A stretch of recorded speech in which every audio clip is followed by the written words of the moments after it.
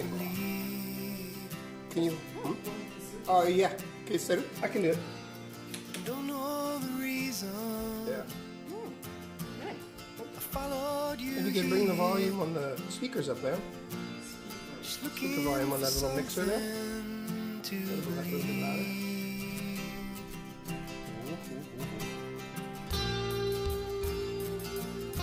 You good?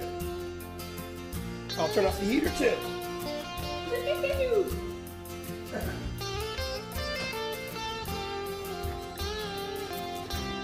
This is back when I did everything. I played everything. And it was actually on digital tape. So it was like a high 8, remember?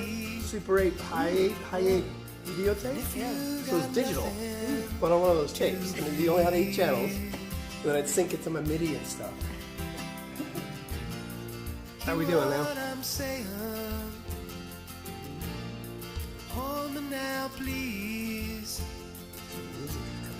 Just give me something to believe. Oh, we're close. Believe when the world starts running away from all of the things you need to say. I wrote it in the box. Believe when you loosen the chains.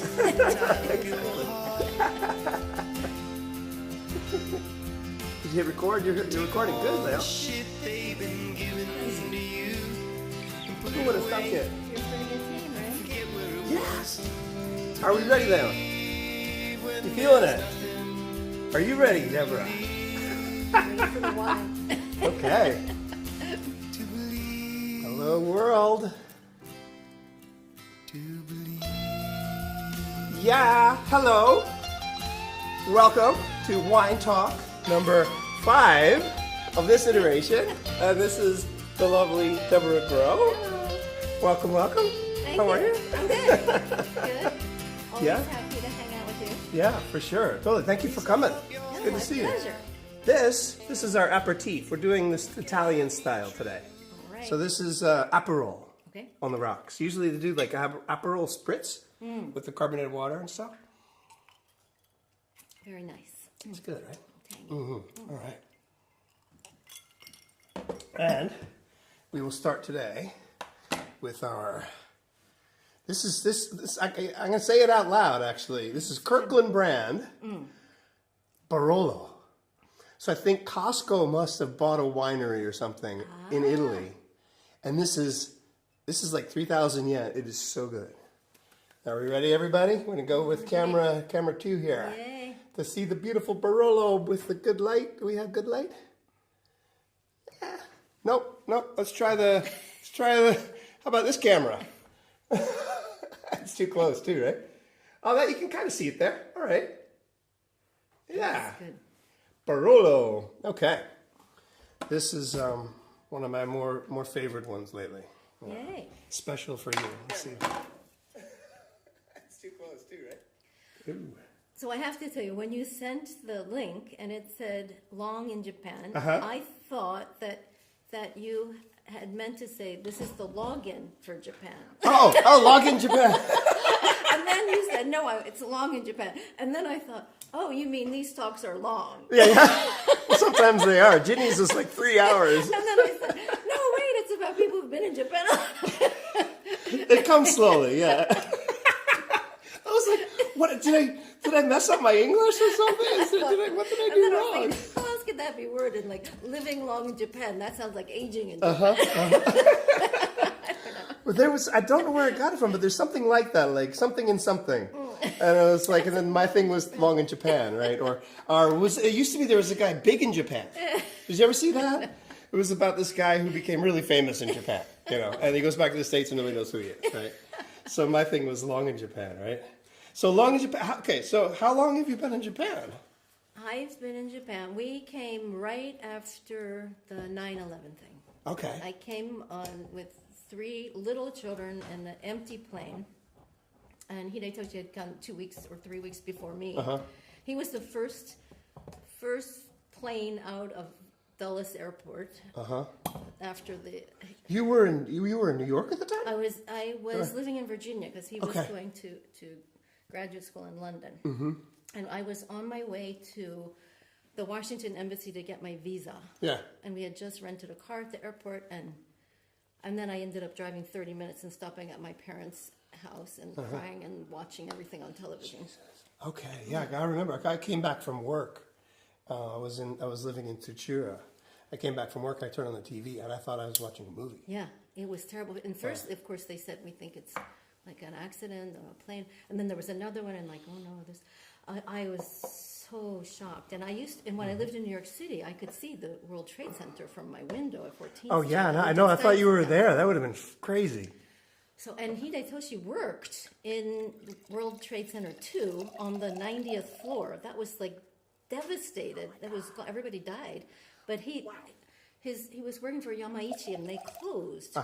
And he got a different job. So he missed that by like a year. Wow.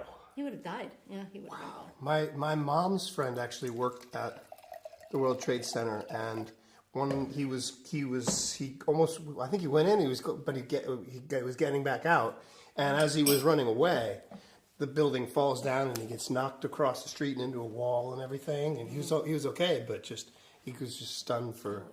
That's insane. So you were planning to come to Japan anyway, or Yeah. Wow. All right, cheers to Barolo. So when he went ahead of me, and I was on this JAL flight with 3 little children. There was nobody on the plane. There were like 6 people on the plane. Yeah, nobody wanted to fly. And then Hide had said, only bring the essentials. And I had all these bags, and one big duffel bag had a pirate ship in it. She's pirate ship. I had bags of toys. I said, essentials. I brought the essentials. The essentials, everything you needed, yeah. I couldn't look at a plane. Just seeing a plane flying. Isn't that good? Good. Isn't that good? Good. Yeah. I think I might have to join Costco. Right? Oh, this is, I'll buy you some extras, right? I'll tell you about the food. You've already had some asparagus. Yes, it's good. With this special, we got this lemon garlic spice that my sister brought from the States. This is maitake. Maitake butter and a little bit of salt. Good. This looks like ham cuts, but it's actually Veggie. beans. Yeah, it's vegetable. Yeah, but it tastes like ham. And then we've got the classic. I don't know what this is called. It's the tomato with some caprese. Yeah. And then we got 3 kinds of cheese. I know 2, the gorgonzola and Parmigiano Reggiano, and that's not cheese. Those are olives. And this is called Rangelino. I don't know that one. Me neither. But it looks kind of like camembert, right? And that's it. And we got some bread veggie sticks. And we got some veggie sticks too, and some crackers. Looks good. Okay, cool. So I thought, okay, so all your kids were born in New York City. In New York City, okay. Wow. At a birthing center. A birthing center. What's that? Birthing center is a midwife. Uh-huh. So, yeah, they were all just with the midwife. I didn't go to a hospital. Wow. I wasn't sick. Okay, that's cool though. Wow. But you can only stay 12 hours after birth. You have to get out. Oh, really? Japan, they let you stay for like a year, right? Until the child goes to school. Don't move for 6 weeks. You stay in your... So I wanted to, you could have your friends with you, and I had my 2 best friends. And so it was good. Uh-huh. And then why did you come to Japan because your husband had work, or? Yeah, well, I lived in New York for many years, and I thought I would never leave New York. Right, because New York is the place, I still right? had ambitions, acting-wise and things, and I thought, well, I don't know. And then we moved when Mashu started to kindergarten. We moved to Westchester, and then I cried like I was moving to another country because I was moving out of Manhattan. But it did feel really different. And then I thought, did I really want to come? But it was for his work. He had work in Japan, and we decided to make the leap. But I actually talked to my midwife. It was right after Sancho was born. And I talked to the midwife, and I said, I don't know whether I want to move to Japan. And she said something that stuck with me forever. And she said, well, not many people get an opportunity to go to Japan or live abroad. Yeah. And she said, most decisions in life you can change your mind if you don't like it. So you don't have to stay there. It's not like you're leaving forever if you don't want to. And I thought, yeah, I'm going to try it. I'm going to go. And so, yeah. So mostly my only reservation was that I wanted to keep on acting, singing, doing stuff. Yeah. So then but I had 3 little children. So I did find ways to still do recitals and do things once I connected with some people. Yeah. So Wow. So you were actually on off-Broadway plays, you said? I did off-Broadway plays and operas and regular plays. I did a lot of TV commercials and videos for corporations and all that kind of prep work, everything. Yeah. It was fun. Wow, lots happened really in New York, fun huh? when I was young. It was Right? really, and it was the booming age of commercials at that time. So when I looked, I mean, when I was doing it, I looked so young, and I would fly business class because it wasn't like it is today with all the cable stuff and all of that. So it was like a big deal. So if they flew you somewhere, they had to fly you business class. Wow. So I would be sitting with the old man. Give me a champagne over Oh, here. that's awesome. Wow. Yeah. So you met, I remember you met your husband in New York. Yeah. Right? And then you got married and had kids, and then how did it feel? I mean, you were just coming to Japan. I mean, did it? Well, it felt like an adventure, and I had studied Japanese a little bit before I came, just on my own. Yeah. And I studied a little bit, and it was pretty tough because at that time there wasn't these translator apps, and there wasn't any of that kind of stuff. So I remember, like, sometimes being at the train station, and then I got on the Kaisoku, and it went past our station to the next station, and then I said, okay, I'm going to remember that word because that's like Kaizoku. It's a pirate train. Okay, the pirate train. I said she kidnaps you and takes you to the wrong station. But everything was an adventure. It was, it was kind of tough. But And it was good. so you came to Tsukuba? Or, No, we went to Yokohama. Okay, because that's So where we your lived- husband's from, or No, he's from Nagasaki. Okay. Yeah, Sasebo. Okay. So I had That's come a cool to Japan. name. I love had Sasebo. come to Japan several times before. Yeah. And when the kids were little, we brought the kids and all of that. And one time I stayed for a month with the in-laws. That was interesting. And but I liked Japan. Actually, when I first came to their house, a very traditional Japanese house, I felt completely comfortable. Oh yeah. It was all tatami, and it was the low table, and you ate at the low table, everything. And it was like, this seems like familiar to me. Yeah. And when I was growing up, my family had very good friends who were missionaries in Japan for 30 years. And they would come back every 3 years or something. Yeah. And they would tell us about Japan. They had 4 kids. They would talk to us about Japan. He gave me books on Japan. I was reading. I was about 6 when I got really interested in Japan. 6 years old? Yeah. Oh, really? Okay. So it was kind of always in my head that it was something about Japan that appealed to me. Interesting. So when you met your husband, that was like, oh, No? found myself a Japanese guy. No. Live my dreams. No, but it was like something about Japan was really familiar to me. Oh, and the other thing that happened when I was a kid, see how I'm talkative, I just had one sip. There you go. The wine works, right? You were so quiet. You were just sitting here just like... When I was little, I had this recurring dream of a tsunami. I didn't even really know what a tsunami was. But I was a little girl on an island. Wow. And I could see it. I can still see it. And it was coming up over my head, this huge wave. And I had it again and again and again and again. And I had no reason to have that kind of a dream. Oh, my God. So, yeah. Yeah. So maybe I was Japanese before. Possibly. But didn't turn out well. Well, do you believe in past lives and things like that? I do. Yeah. Yeah. Do you? Yeah, I think so. Yeah, I think I was in Vietnam before I was here in the mountains. Somewhere, yeah. Like I was born in the '60s, so probably there's something that sort of, because I had dreams sometimes, and you see something that just it's not a dream. You're like remembering something that you actually experienced. And actually, Nagasaki seemed really familiar to me, so that was weird. Wow. Yeah. But I always, even when I was single, I loved Japanese food. I like Japanese culture. So I was kind of drawn to Japan anyway. And past life thing, I think my youngest, Sanshiro, definitely was a judoka before. Oh, yeah. Because it was like he was 5 and he was like, he had a sense for it. Are you serious? Yeah. Okay. Like, you did this before. Wow. Okay. And came back to finish it off. Didn't do as well last time, huh? I don't know. He's still working on it. Wow. So, yeah. So what do you think you were before? I'm not sure. I think I was probably a Vietnamese person in Vietnam when I was. I don't think I was a soldier or anything. Is my sense, right?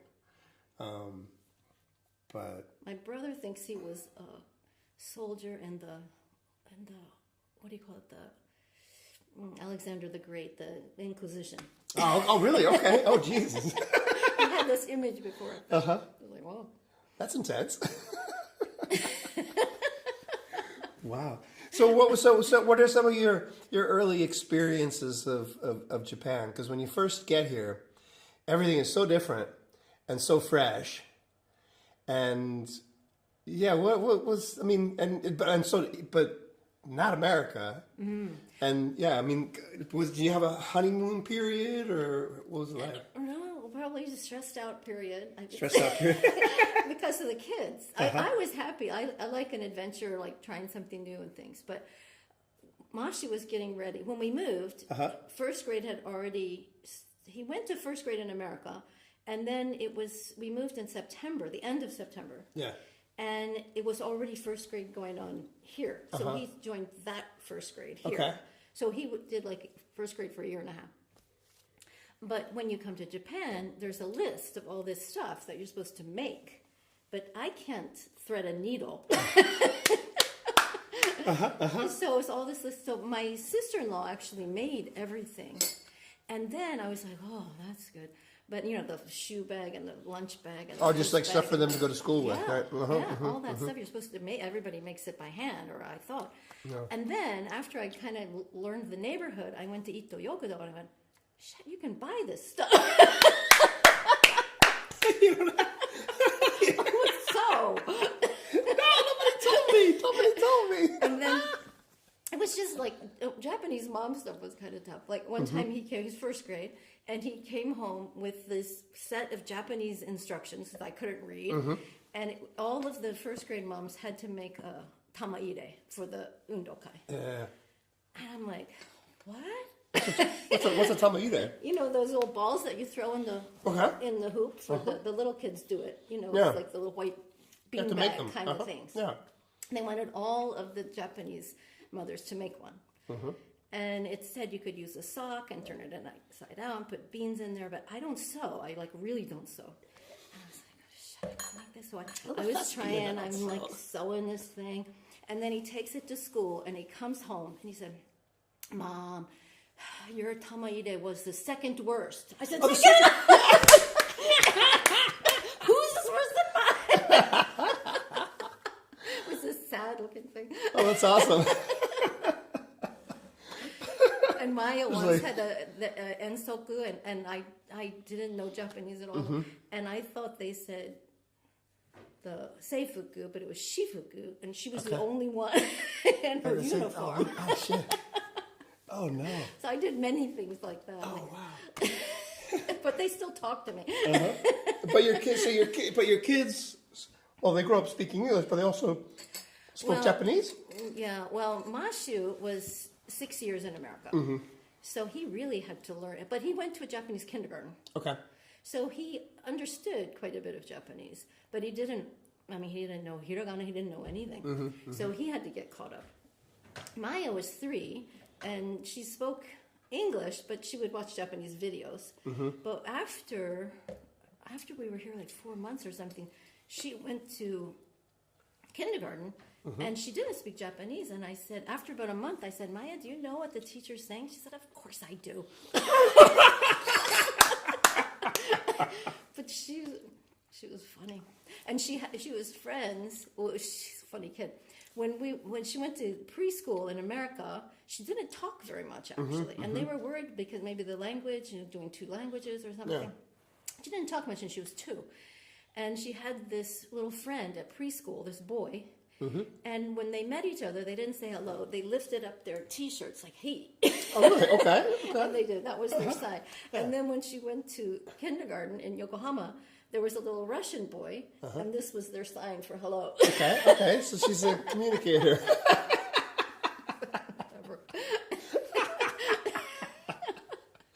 Awesome.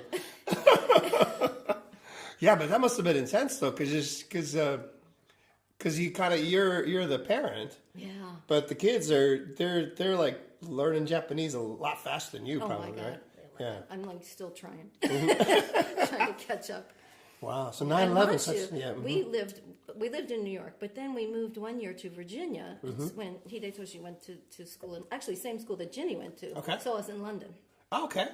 and so we were in Virginia for a year near my family, and he was bullied at school. They called him China boy and like all of this stuff, and he was bullied at school. He didn't have any friends for a long time, and that was really stressful. And his English wasn't so good because he went to Japanese kindergarten. Oh, geez. Okay. So then we came here, and then he was kind of bullied here for being American. Oh, wow. So one girl said, "Go back to America." Like, I'm like, oh, man. So he grew up with like kind of tough, but he's good. But he's really fluent in both languages. So it's really great. Okay. Completely, just completely bilingual kind of. Yeah. Uh-huh. He's really good. That's great. Yeah. But he Usually can't you spell get. in either language, I think. Usually, oh, really can't spell in either language. I can't write clear enough to be able to read what I've written. Actually, I can in English. English, Japanese, whatever. Yeah. You have a tissue. Oh, yeah. That's my our nose is secret. running. Oh dear. Too much wine? Not yet. Not yet. No. We'll work on it. Yeah. So, So how did you? So you're basically raising the kids and everything. But how did you get into acting and music and stuff? I met you much later on. What do you mean? How did I get into it? Yeah, like when you came to Japan, because there was you're not in New York anymore. Yeah. There's So, no- and I had 3 little children, so I couldn't. I did go to a few auditions for voiceover things in Tokyo, but I didn't have a lot of time. Yeah. And then I was doing my English garden kind of school, but in my house I was teaching many people, kids and adults and everything. And then one neighborhood lady, and it was a friend of same age as Maya. She had a little boy same age as Maya. And she was a pianist. So I started going to her house and we practiced, and she didn't speak English at all, and I was working on my Japanese every day. And finally it came a day that she got my meaning. I was like, yes, you understand what I'm saying. And we did recitals together, so that was really fun. Okay. So we did 3 recitals at the Girisukan in Yokohama. It's a really nice space. That was on YouTube, wasn't it? I think. Yeah, a couple of things from that. Yeah. Yeah. So I was really proud of that, and I was really practicing every day, and I practiced about an hour and a half every day, and I had 3 little kids, and I only had time like while I was cooking dinner. Yeah. So I'm singing in my kitchen, and there was a doctor and his wife who lived across the street, and I saw her in the street one time. I said, "I'm really sorry, I'm probably really disturbing you that it's loud and I'm singing every day." She said, "No, we like it." Oh, cool. Okay. That's good. My neighbors actually said that to me too after COVID. That because I would sit on the back, play my guitar and sing and everything. So, that was so wonderful. Yeah. You don't know if you're pissing people off or. Well, my friend, Toshie, she always says, if it's good, they won't bother you. Yeah.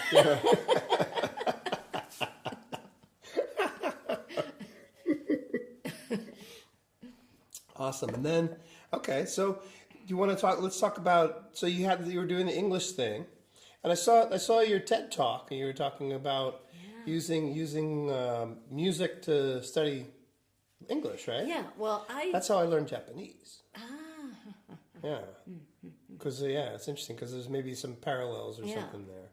Well, I think music is a great tool. I mean, it's underused tool in medicine and education and communication, creating community. So it's really perfect for kids. And then I had a background in commercials, so I knew like the power of a hook of something to stick with you. Yeah. And then I did some studying on it, and the part of your brain that remembers music you learned as a child is the last part to deteriorate. So if you were in a nursing home and you didn't know what day it was, you could still sing a nursery school song. That Oh, you knew. really? Yeah. Okay. I once sang at a nursing home in New York City, and I sang this operetta. It was pretty hard to sing, this song from an operetta, a turn of the century thing. And this old woman who had complete dementia sang every word with me. Wow. Wow. That's cool. Yeah, it's amazing. Actually amazing. And then people with Parkinson's, it helps, and it really helps with brain injuries, with all kinds of things. So I started writing. When you're an artist, you want to do something, and I wasn't acting or performing much because the kids, So I actually in New York City, I started writing. You know the book, The Artist's Way? Yes. Yeah. So my friend recommended this book, and I started reading. Mashu was maybe 1.5 or something, and this is a long time ago. And he didn't like that I was reading, that I was writing, and he'd throw a fit on the floor, and then I would get on the floor and throw a bigger fit. Okay. As you do, yeah. Like, you can throw a fit. Dr. That's Spock nothing. did something there. That is nothing. So then I said, I'm going to write no matter what you do. So I started writing. And then a friend and I wrote this whole imaginary series that we wanted to put on television. Actually, I still do. And that's where these cottages came from and the characters. And, so this idea's been in my head for a long time. And with her help, we fleshed it out. And another friend of ours had worked for... she worked for Nickelodeon, I think. So we ended up doing an interstitial. You know what interstitial? Interstitial is like a between programming. They have this. It's not a commercial. It's like a little educational thing. Okay. So one of my songs was made into an interstitial, and we filmed it and did all of that. And so we were trying to pitch it as a show for kids. So I still have in my head that I want an NHK show or something like that. But now probably you could do it on YouTube. Yeah. Yeah. Yeah. So if I could get my act together, I'm good at it. So I started writing, and I wrote these children's songs. So, and I liked them. We recorded them. Another friend was a composer and pianist, and then she had a friend who was an arranger. So we recorded these songs. So that project is still, but that's where my books and songs kind of originated from, like many years ago, like 30 years ago. Wow. Yeah. So what's your process when you write a song? Do you have an idea that you start with? Do you have a melody? Is it different every time? Do you sit down in front of the piano or? No, I wrote many of my songs walking my dog. Okay. You were talking about being in the park. Yeah. But when I studied acting, I studied with somebody who had taught for years at the neighborhood playhouse, and that's the Meisner technique. And in the Meisner technique, there's a lot. Stephen Colbert was talking about this with what's his name, Duvall. Yeah. Robert Duvall. Robert That's Duvall, another little side story. Robert Duvall You should date Robert Duvall. No. Robert Duvall was, of course, a Meisner. He came out of the neighborhood studio. And the neighborhood studio, my teacher taught at the neighborhood studio for many years. Actually, Tom Hanks? Tom Cruise studied with him. Okay. Yeah. And then he started his own studio, and I went to his studio. But in Meisner, there's you learn your lines beyond your thinking mind and this and that. But one technique is to do something every day, kind of ordinary, monotonous, and it frees your mind to be creative. So, like washing the dishes, ironing the clothes, walking the dog, that's the way that I wrote songs. And my songs come complete in my head. Boom. Oh, really? Okay. Yeah. Like, I never fuss about the lyrics. They're always just finished. They're like, okay, let me jot that down. Just come out. Really? And then it took time. I had software, which I need to download again, and then I put the melody in and put the words in. But always it came with words already there. Really? Okay, so they're It wasn't like... Because I was listening... Did you see the interview with John Lennon about his process about writing music? No. Oh no, not John Lennon. Paul McCartney. It was Paul McCartney. And he talks about and he said he uses dummy lyrics sometimes, and they're like funny words or whatever. But I never have dummy lyrics. It's like, no, this is it. Yeah, I'm that way too. It's actually very hard. A lot of people will like write something and then rewrite and then rewrite and rewrite. I have a really hard time. Like something comes out, I just keep it generally. Yeah. You know, I have this sort of this belief in it or this faith in it or something. So I'm not a big rewriter, but that's cool. It just comes out. So it comes out, and then you write down the words, and the melody's just stuck in your head, or do you ever lose them? Like you write something, and then you. I usually try to write it down pretty quickly. Even like make notes, like e.g. And then I wrote a lot of stuff when I taught kindergarten because I didn't like what was out there. Yeah. I'd say, okay, we're doing this, like this theme, and then I would write a song about it. So I have many, many songs that are still kind of in my head or kind of not complete yet. Because when I made my first set of books, I had 4 sets of books in mind, but I think probably there could be 5. Okay, wow. If I have plenty of money to publish them. Yeah. This has been doing well, though, right? Yeah, I've sold it over the years. Yeah, and I went to an event last weekend. I hadn't been to an event for a while. I teach at Juntendo, and it's been really busy. I get home late, and then I'm like, oh, I have to start something else. And then my mother was very sick in a nursing home, and that was the thing. And I went when I had time off. I went to Virginia. Yeah. So well, your mother was your main salesman, right? Oh, my mother and father sold so many for all over the state of Virginia. They sold. That's awesome. They sold everywhere for me. My father, well, they were both in sales, right? Yeah. So they were better than me at sales. All right, let's show this. Hey? Yeah. So I went to an event last weekend, and I realized like where you have to think where your heart is, where your passion is. You know. I don't know where we want to show this. Yeah. Yeah, your heart or your passion. So I really like teaching university, but my passion is writing the songs and the books and everything, and it's really fun, and acting and singing and more directly creative stuff. Yeah. And so I was at this event with school owners and teachers, and it was so much fun. I hadn't been to anything like that for a couple of years, and I was like, "Oh, you people are my people." Yeah. You like that, right? Yeah. And then I was talking to people. I was showing the set. I was singing along with it, and so I felt like, oh, I've got to get back to this again because this is who I am. This is incredible, though. I mean, like this whole you've got all the cards and the. Well, when I taught kindergarten, you notice that learners are very different. Some people are visual, some people are audio, and some people need something to do, like the fidgeters.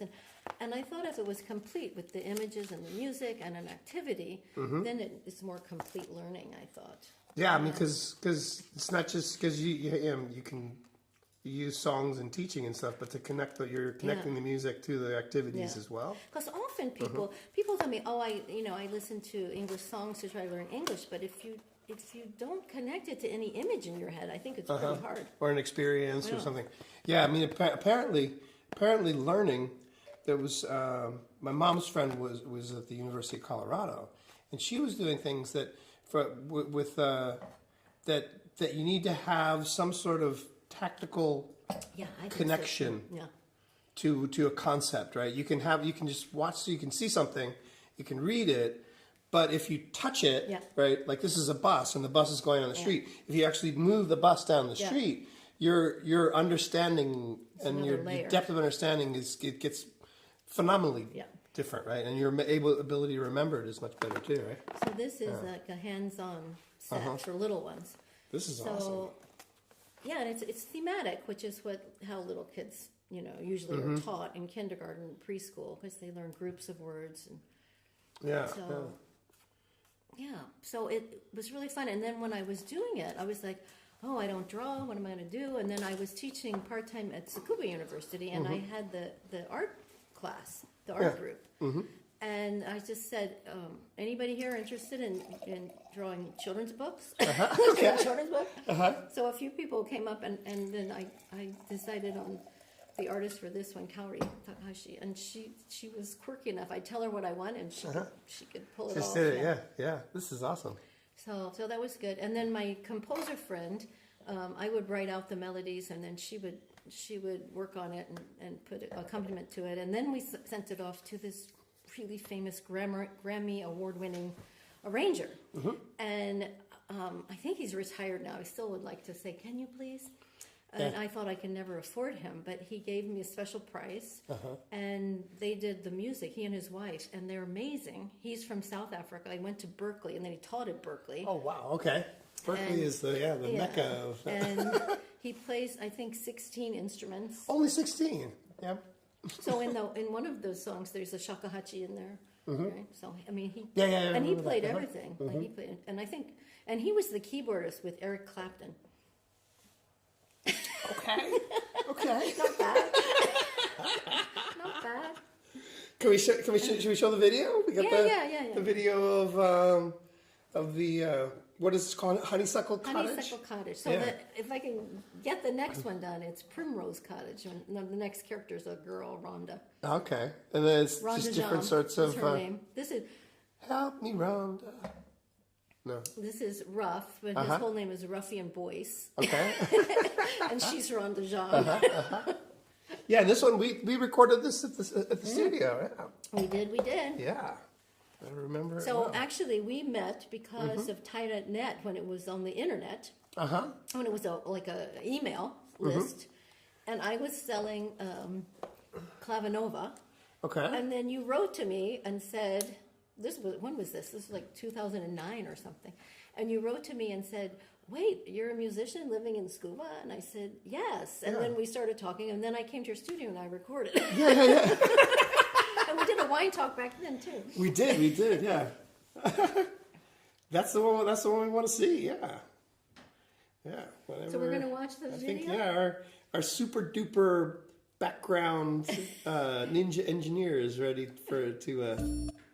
Are we good? I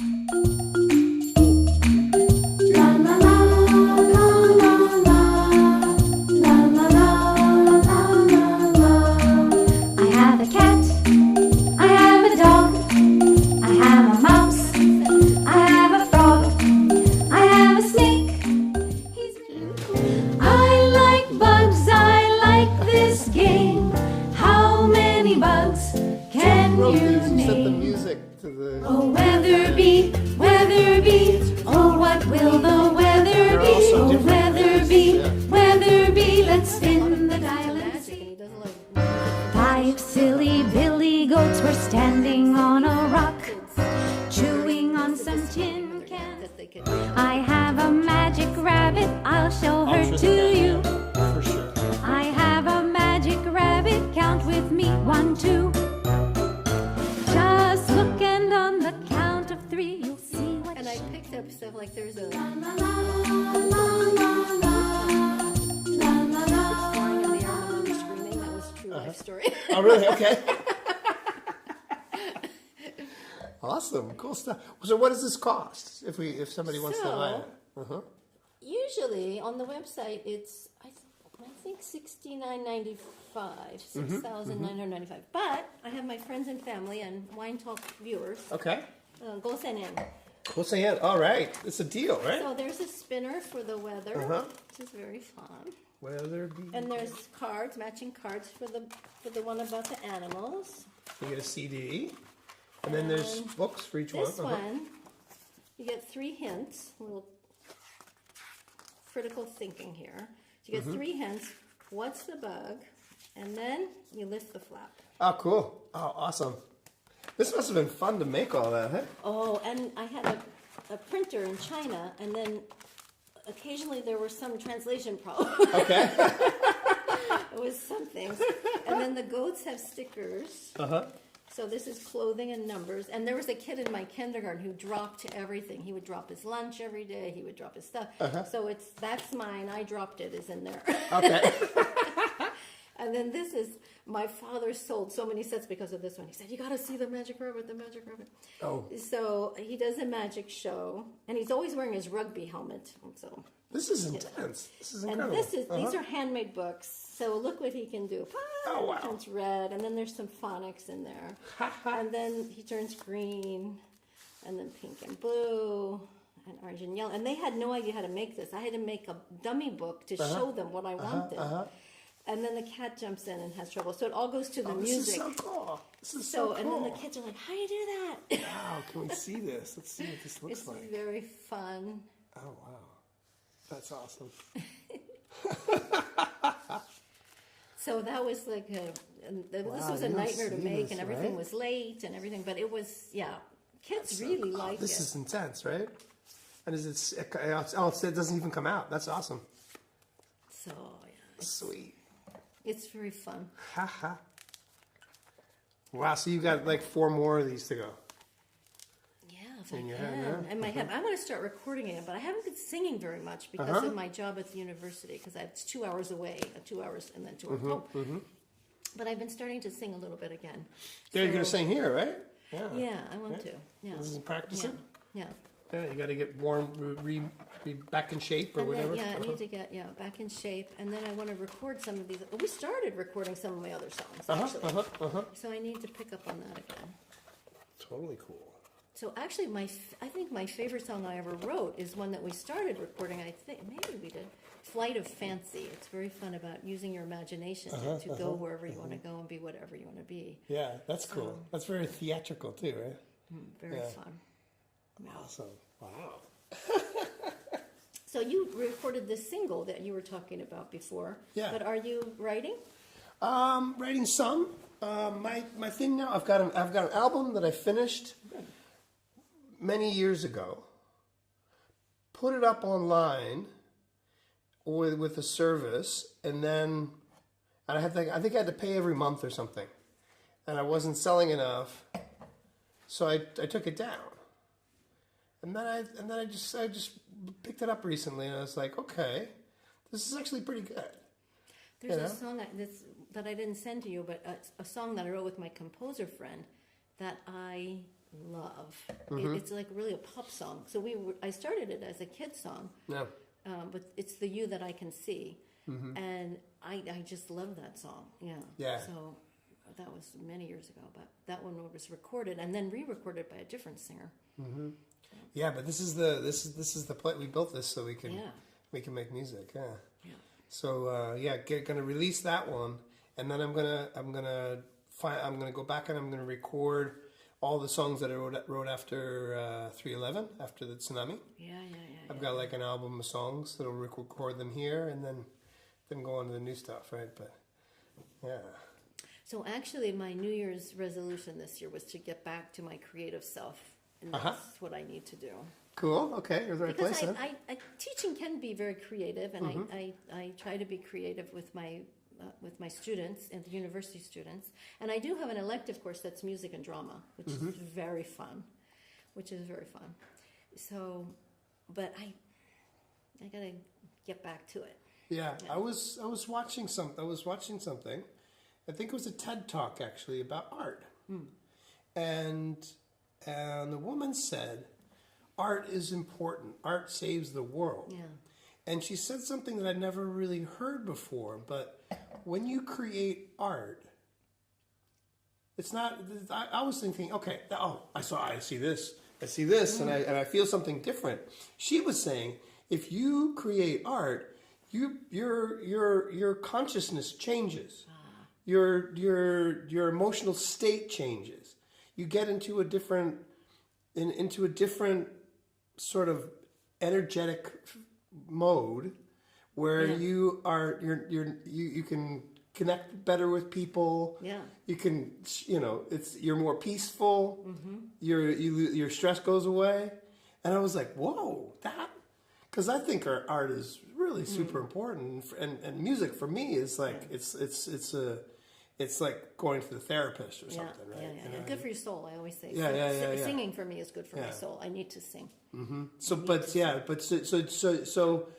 because I had that, I had a wine talk with Herman recently, and Herman was the guy who came and said, Jeff, because I met Herman and we played music together for years and years and years, and then I got a different job, and I started doing mobile phone technology business and everything, and I was just doing that, right? And Herman's like, we gotta get the band back together, right? And he was like, once a week or once a month, we're going out to Gamso and we're playing music, and that saved me. It gets to be a grind when you don't have it, and sometimes it's a relief. Like I sang professionally and for years, and it's like you must practice every day. You must practice, and sometimes it's like, oh, just take a little break, but then it calls you. Yeah. You gotta sing. You're gonna have to sing. So Toshi is always pushing me to sing. She said, you should sing. I'm like, but I don't practice, so I don't really want to sing right now. Not in public. Yeah, but you're going to sing here, so you have to practice now, right? Have to practice. But that's the thing, though. You have to have something, that's going to, if I don't do it, And you don't want to regret it. And I was saying to somebody, like, I have all of these songs that are in my head, and some are on paper, but... we don't live forever. I don't want to die with the music in me. I got to get my stuff out. You got to do it. So is your New Year's resolution to be more creative? Yeah. And how's it going? How's it working? I have been singing more, not as much as I want, but I have started singing, and it's been pretty good. Like I've been like wow, not bad. So I can still sing. not terrible. You don't even need a microphone when you sing, right? You're the theater. No. It both depends on what I'm singing. So. Wow. So are you writing stuff too, or? I haven't been writing lately. But I thought I should. And then, like, I also have this. I had started. I don't know, can you see that? I had started a phonics series, and I probably will use it. Yeah, put it up this way. Yeah. I'll use it in my if I start a school again. But there's so much competition there for phonics books, like in the marketing. Oh yeah, it's huge, right? There's just so much and big money, and it's really cute, and it's based on my characters and all this, and it's phonics, and there's some music, and I used it in my school in my English garden. But then I thought, I really need to, because I tend to do this. I need to focus in on what I'm best at, because I tend to try to do everything. Yeah. So I think I need to get back to my songs. Yeah. Is that a problem? Because I, like just speaking about creativity, everything. I'm just always thinking about stuff. Yeah. And it's like you think about it as big as you possibly can, and then you do it, and then you want to do this too, and you want to do that, and it's just like. But you can't do it all, right? And then when I was in New York, I was doing a lot of different things like commercials and straight plays and musical theater and opera, and but I don't know. In retrospect, maybe I should have really honed in on one thing, but I don't know. That's my personality. I think it's I like to try this and try that and try the other thing. So. Yeah, I'm sort of like the Renaissance man sort of thing that does everything. Yeah, because it's so interesting, right? Yeah, it's fun. Yeah, it's really fun. Because I mean that creating that is much different than singing a song on stage or something. Yeah. Or doing a play or. Yeah. I mean, but all of it, that whole process. So, but just it's very impressive for me to see this. It was in my head for so long, and then I would draw it. I kept drawing it, and actually, my mentor, he passed away in June, and Dennis Waitley. Have you heard that name? I've heard it. Yeah. So, he was a very, very famous speaker and author, and he. I met him in 2000. When did I meet him? I got his book. The what I can't think of the name of it. I bought his book from Mashu actually, and he references. He was the U.S. Head of the mental training for the Olympics for 25 years for the U.S. team, and he had the most popular downloaded audio program still, I think, ever. Really? So he traveled all over the world speaking and everything. And I bought his book and his CDs for Mashu. And I think I bought a book too. And Mashu said, oh, this is too difficult for me. He was maybe 6th grade or something. He said, this English is too difficult for me. You read it and you tell me about it. That's how Mashu did homework. You do it. Let me know. You do it. Tell me how it You're turns like a out. Cliff Notes, yeah? And so I did the program. And it was amazing. And Yeah. I wrote to him just to say thank you. And he wrote back to me. And he said, oh, I looked through your site, I like your English garden and these things. And he said, I'd love to meet you sometime and we could, talk about things.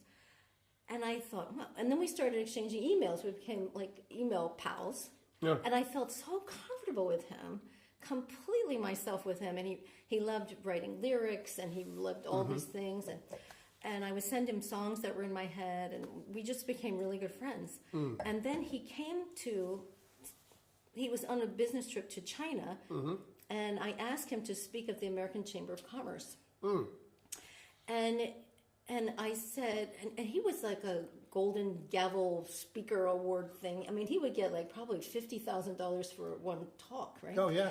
Like me. And I said, so I wrote to him. I said, I don't know how to tell him this. But I said, what do you pay your speakers? And the American Chamber of Commerce said, nothing. We don't pay them anything.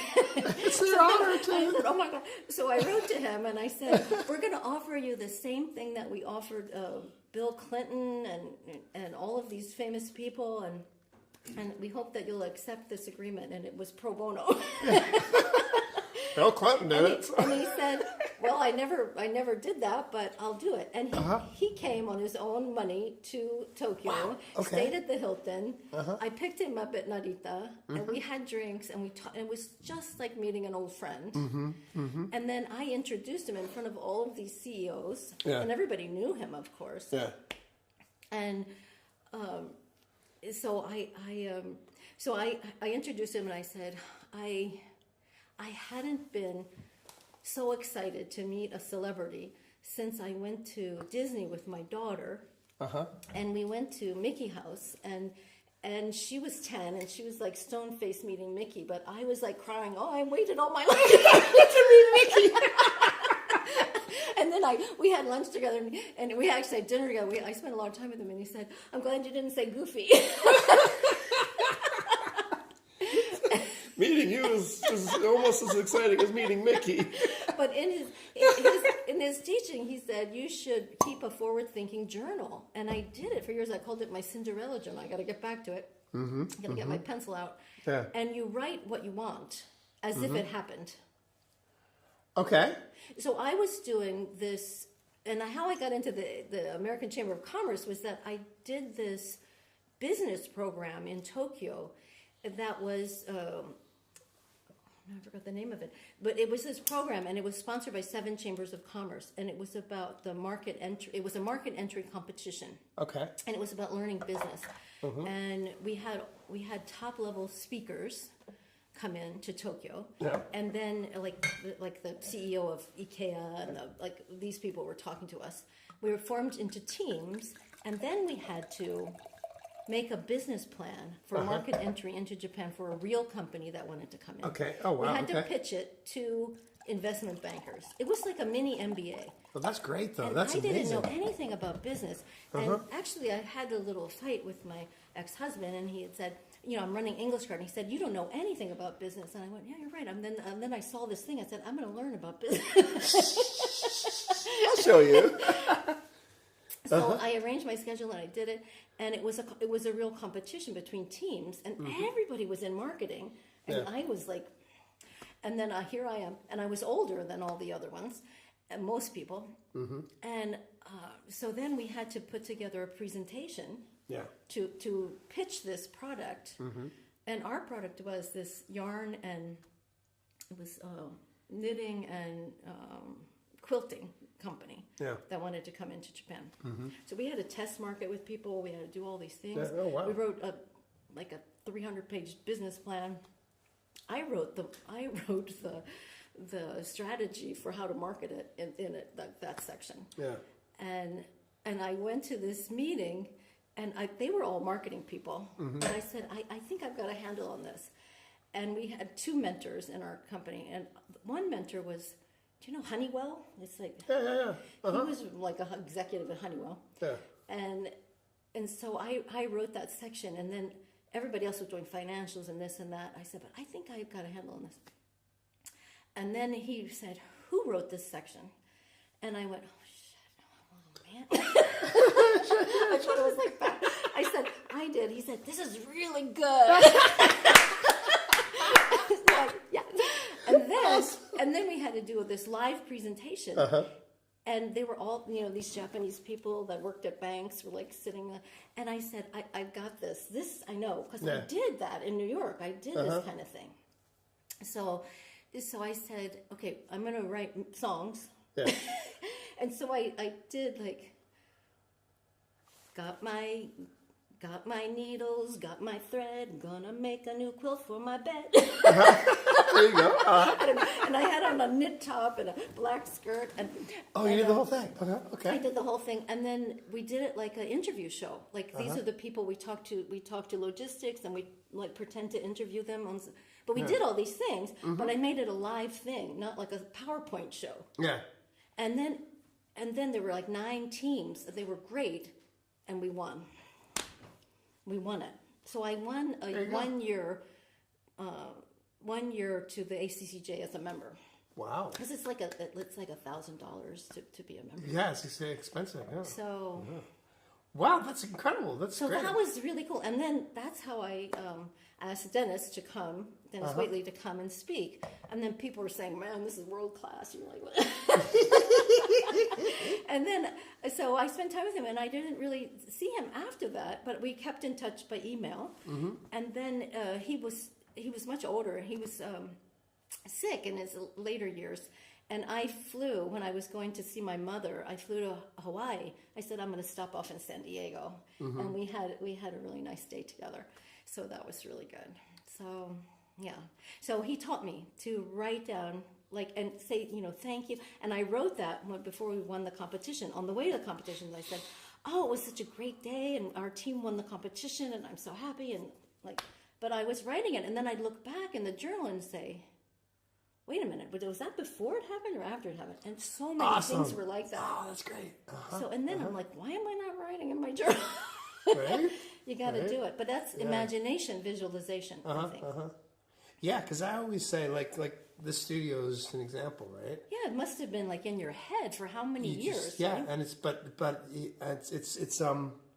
the hardest thing is being with what's interesting. What you're saying about writing it down in past tense, right? But the hardest thing is being able to see it. I need to see it as if it's there, right? And we walked up to this building, and I saw it. Yeah. I saw something very close to this, actually. Yeah. We had a little, and I went back home. So okay, we're gonna buy this, and then I did a little 3D design. And I had I had 1 container, not 2 containers, but it was very, very, very simple. But I could see it. You could see it in your head, right? Yeah. And it happened, right? The previous studio the same way. Yeah. It was like I have this thing that I want to realize, that I want to do, and I could see it, and then I talked to people about it. Yeah. And then, because like the first studio, I didn't have any money. Like my company was not doing great at the time. I had a little bit of money, but not a whole lot of money. But suddenly all this stuff came in. But it'll come. After you get that vision, then you share it with people, and then it comes out. I mean, it's just That was phenomenal. Another teacher that I followed for a long time was Bob Proctor, and he'd say, you get your vision and the people will come. Yeah. The team will form around you. Oh, yeah. And that's what happened with this. I didn't have an artist, I didn't have an arranger, and everything. But you came together. visualize it, and then you now communicate they're with gone, people. But I might think, oh, maybe I can like do that again. We got a new bottle of wine here. Are you ready for this? Is it? What is this? The old one or the new one? We haven't. This is the new one. That's the old one. This is the new one. This is the new one. This is the Médoc 2020. Is this the? Where's the good spot here? Can we see this? Up top. Ooh. Oh. Are we seeing it? I like this one, and there's a more. This had different like levels of it. This isn't the toppest. The toppest. This isn't the toppest. It's not the toppest. It's not the top level, but it's good. Yeah, I think we It's need more. about again Sanzana maybe. Yeah. Okay. Let's try it. Yeah, Mashu, my oldest, he's getting into wine, and he joined this like wine club thing, and they send these sample bottles and like with a setsame thing, and so we've been trying some wines, but he always says, you know, the wines that you bring, Mom, always taste good. I said, well, I try, and then I find the one I like. Yeah, exactly. Yeah, there's a little bit Because of yeah. sometimes they're expensive and they still don't taste so good. All right. Cheers. Thank you. Cheers. Yeah. No me yasu. Yeah, see, I think. Good, right? So this is a Bordeaux? You say? Yeah. I haven't had Bordeaux in a while. Bordeaux is actually Merlot, right? I may not be correct on that. Bordeaux, right? But Merlot from Bordeaux. Yeah, Bordeaux, yeah. It's like the kind of. Yeah. Apparently, It's smooth, this one. this is nice. This is good tasting. Good drinker.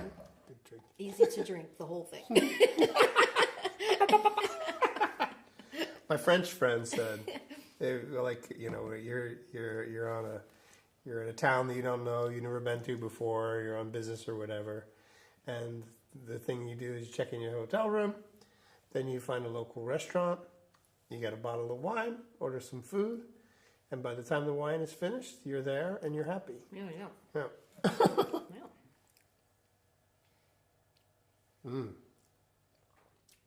I think this is going to be good with the gorgonzola.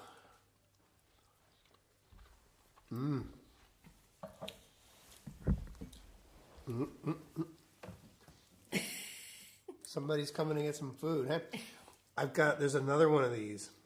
I thought I had it here. I didn't get it, but it's a karaage. Ah. It's like, But it's not. but it's not. It's so good. It is like, oh my God. And I gave some to Herman, and he freaked out. Because Herman's a vegetarian, right? Yeah. You know, he's a pescatarian, I guess. But he was just like, he wouldn't stop. It's like, I haven't had something like this in so many years. This is so good. Yeah, it's crazy. They have it at the Kasumi at ES. Yeah. Wow. No, those are great stories. Wow. So what's your so you've got your New Year's resolution, but do you have a focus or a target for the year? No. I think that I need to record one of my songs would be a good start. Yeah, get that going. Yeah, cool. Yeah. The first thing we should do is you need to come in here. We'll set up a microphone, and you just sing into that mic, and then listen to your voice, and you will be inspired. Yeah, maybe. Yeah, Because this room, it's a really nice just room. a little bit of reverb, right? It's like the perfect amount of reverb. You can't really hear the reverb, but it just makes you feel it gets a little bit fatter, and the microphones and the electricity work and stuff we've done. Everybody that hears their voice play back after they record in this room freaks out. So we would record in this room.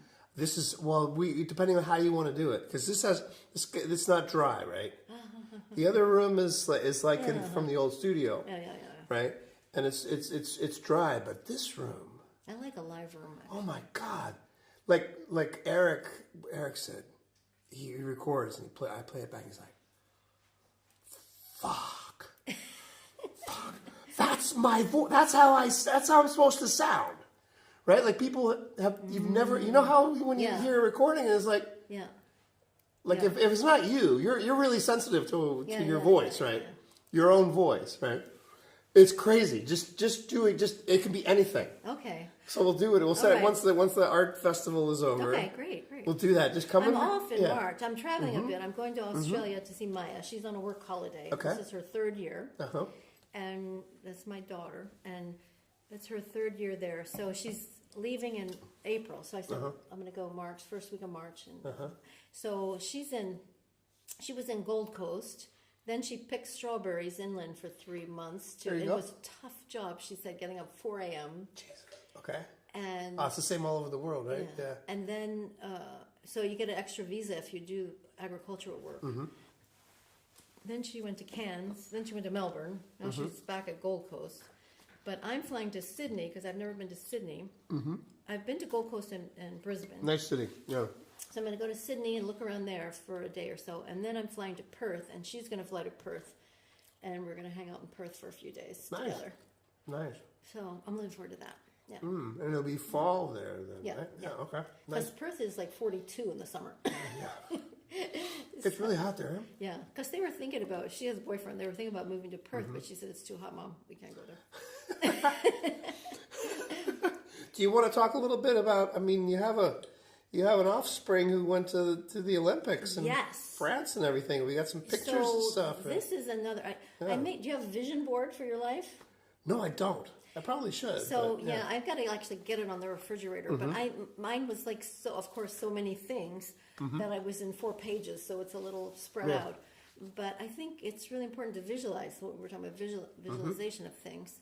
And one, of course, was spending time with family. I spent a lot of time with Mashu and his wife and 2 grandkids, so I spent a lot of time there. And then Maya is in Australia, and then Sanshiro has been one of my friends. Do you know John Racine? No, yeah. I think so. But he wrote to me one time. He said, Sanshiro, like Marsha.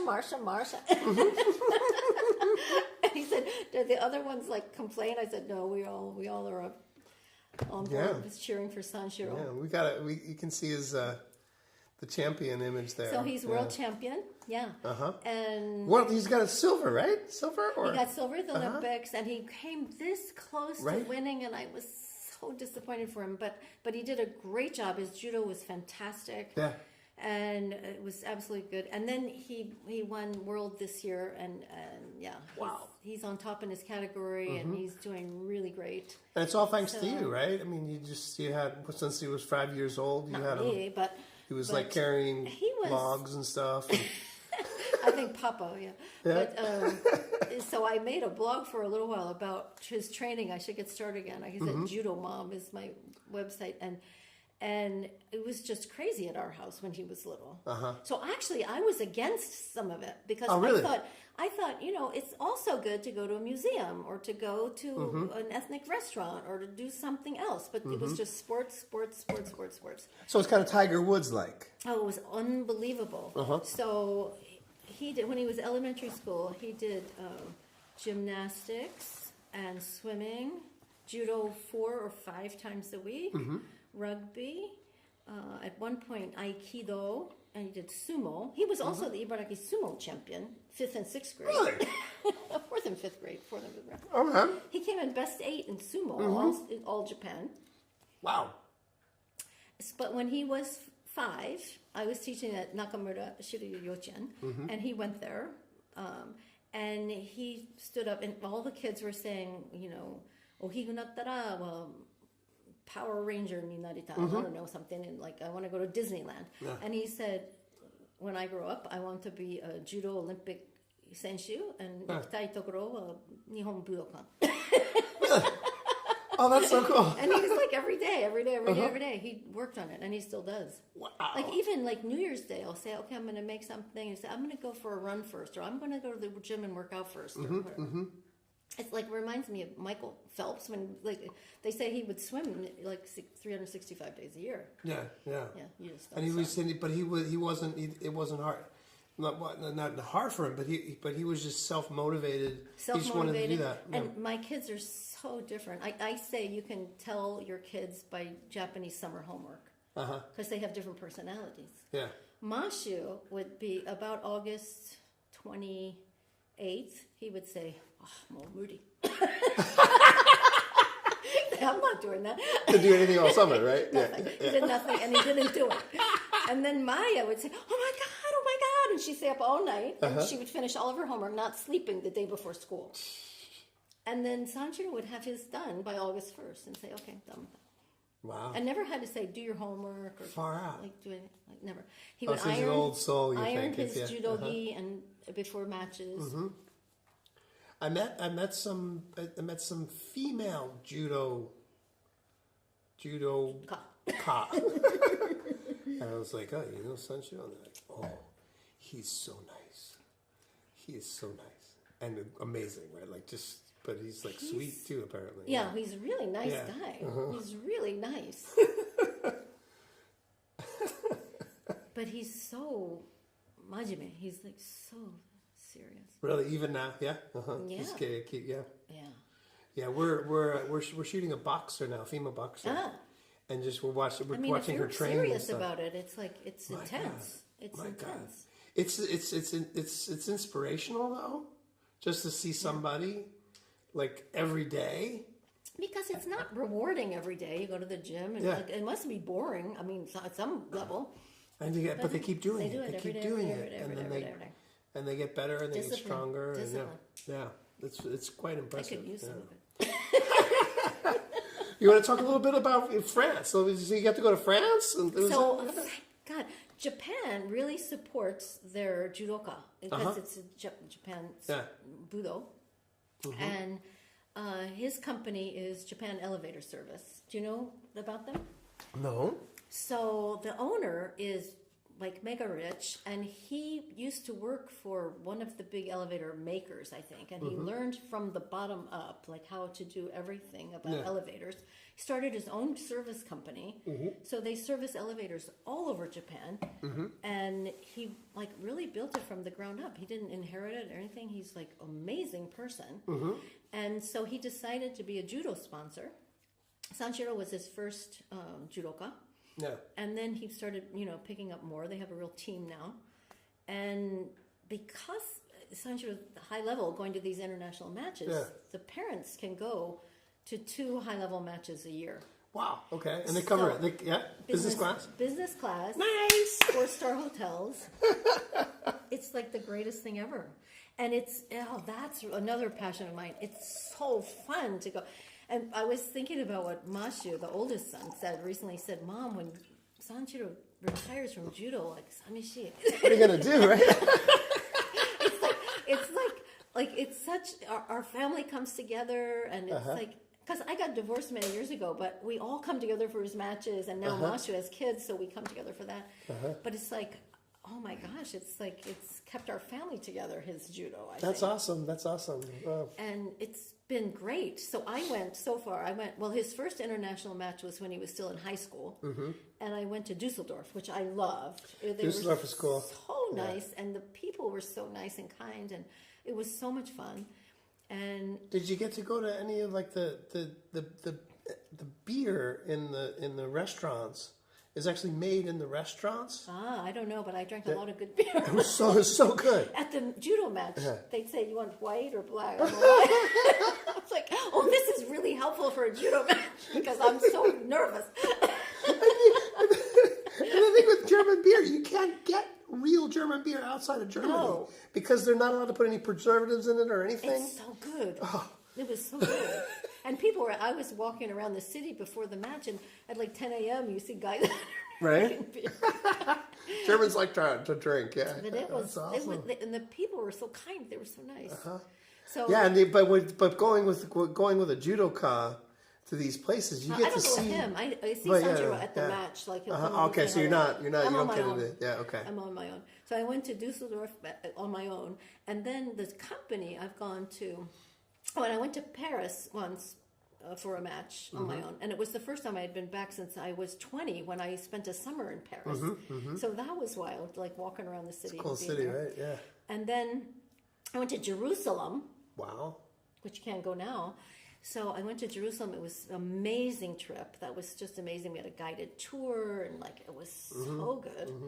Went to Jerusalem. We went to Doha for 5 days for World. We went to Budapest. When he won the world this time, Budapest was a fantastic city for 5 Crazy. days. Crazy. So we walked and walked. That's an interesting mix of sort of It was so good, and the food was good, and we did a cruise on the river, and it was so good.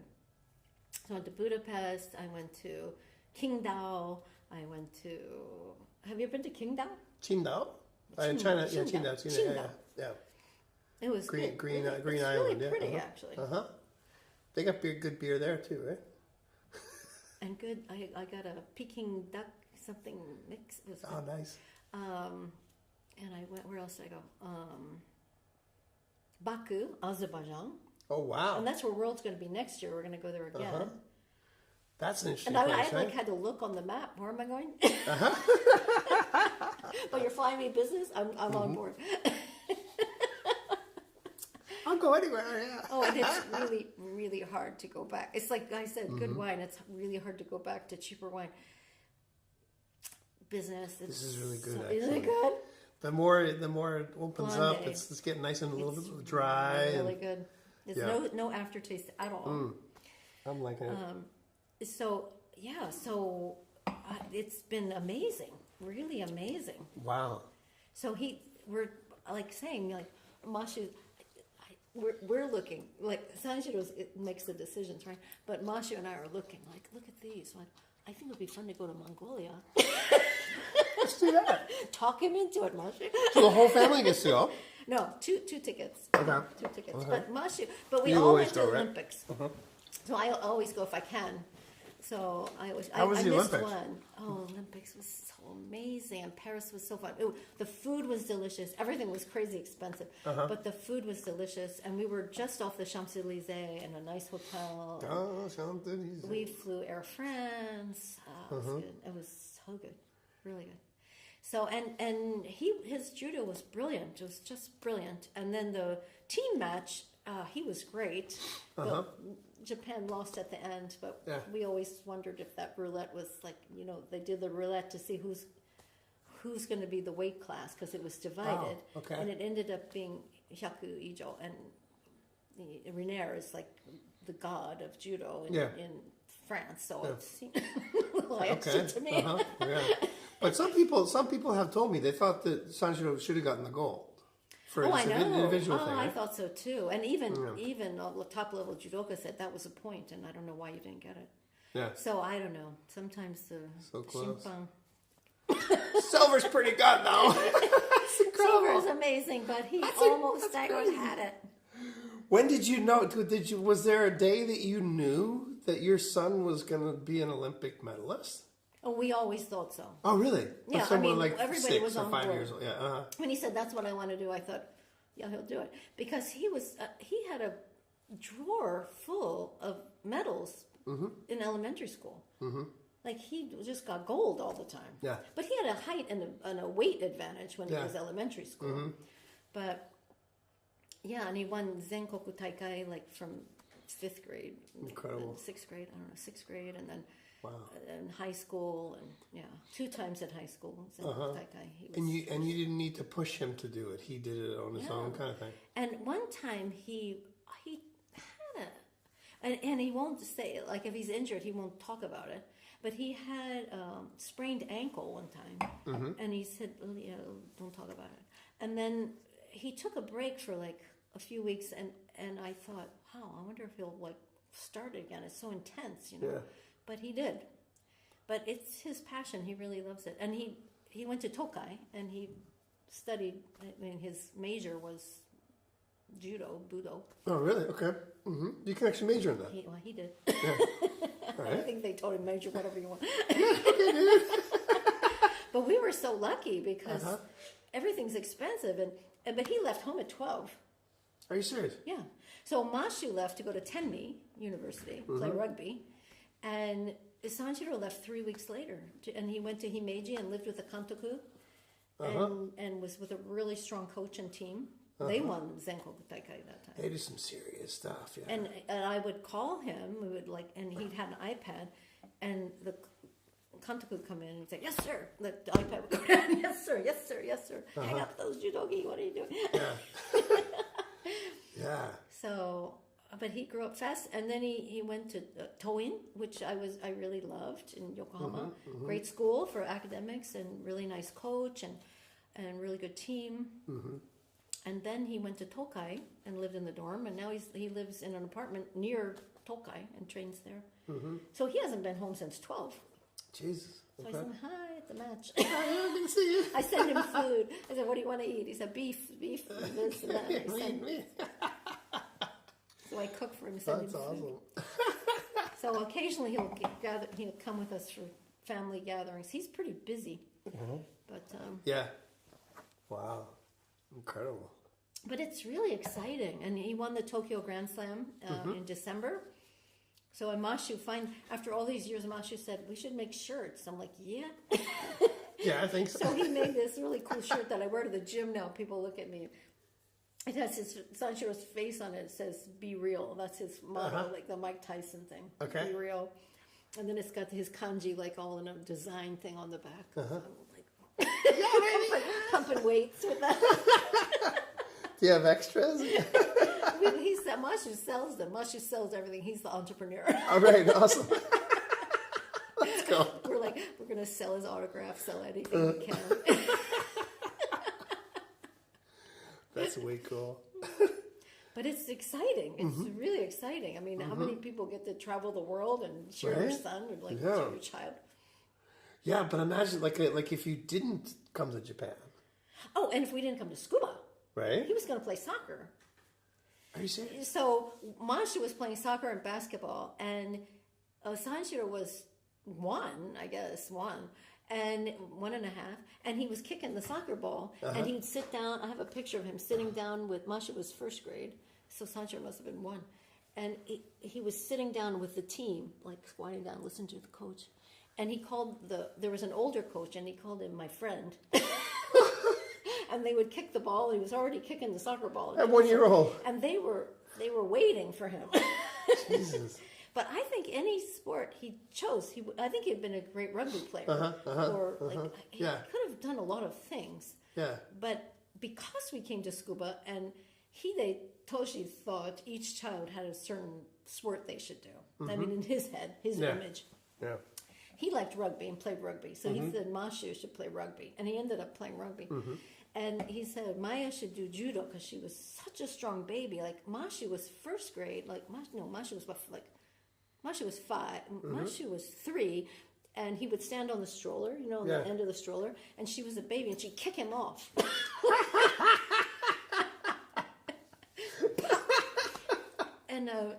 And so he said, oh, she's got strong legs. She should do judo. And then he said, oh, Sanshiro should play baseball.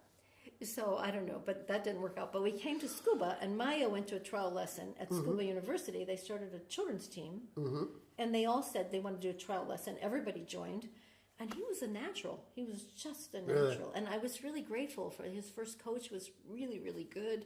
And he was around Olympians. He was around the Japan national team people. And Oh, on Tsukuba. Yeah. yeah, at Tsukuba. They were Olympians. So it was like, oh, and he's a world champion. Oh, yeah. So I think that's also really important to be around a good teacher at the beginning. Because you say, oh, you did it, then I can do that. It's not out of reach for me. Right? It's not like somebody I've never met or anything. That's because that kind of ties back into what you were saying earlier about because it's just for me, you create these connections with very talented people all over the world, right? For your personal things, right? And that there's something about that it's not. I don't think you can be creative or successful in a vacuum. No. No. No. And there's it's kind of an art.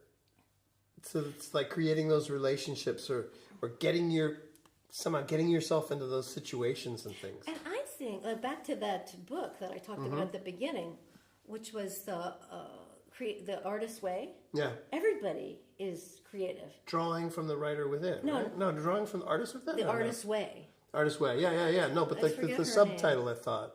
Oh, I don't know. No, I don't know.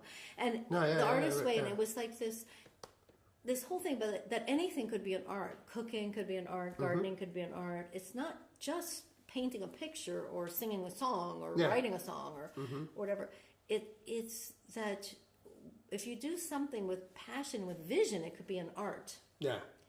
So, and I think people, like being good with people, is an art. so Mashu, my oldest, is brilliant with people. He's just, and it's my father. My father's like that. He could talk to any, there was never a stranger with my father. Yeah. And Mashu makes all kinds of connections all over Japan.